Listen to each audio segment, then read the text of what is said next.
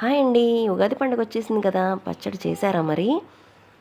ఉగాది పచ్చడి ఒక్కొక్కళ్ళు ఒక్కో స్టైల్‌లో చేసుకుంటూ ఉంటారు కదా! కంపల్సరీగా అందరూ మాత్రం ఈ షడ్‌రుచులు అనేవి యాడ్ చేస్తూ ఉంటారు. అది యాడ్ చెయ్యాలి కూడా. కొత్త చింతపండుతో తీసిన పులుసు, అలాగే వేప పువ్వులు, మామిడికాయ ముక్కలు, ఉప్పు, కొంచెం కారము, అలాగే బెల్లం తురుము ఇవన్నీ వేసేసుకున్న తర్వాత ఆఖరిలో కొంచెం కొత్తిమీర జల్లేసి సర్వ్ చేసేసుకోవడమే. చిచి, కొత్తిమీర జల్లడం అంటున్నానేంటి? ఎంతైనా వంటలక్కలం కదండి. ఆఖరిలో కొత్తిమీర జల్లడం, సబ్స్క్రైబ్ చేసుకోండి అని చెప్పడం ఇవన్నీ అలవాటైపోయి అలవాట్లో పొరపాటుగా వచ్చేసింది. మీరు ఇవన్నీ పట్టించుకోకండి కానీ హ్యాపీగా మీ ఫ్యామిలీకి మీకు నచ్చేటట్టుగా ఉగాది పచ్చడి చేసుకోండి. సంతోషంగా పండగని సెలబ్రేట్ చేసుకోండి.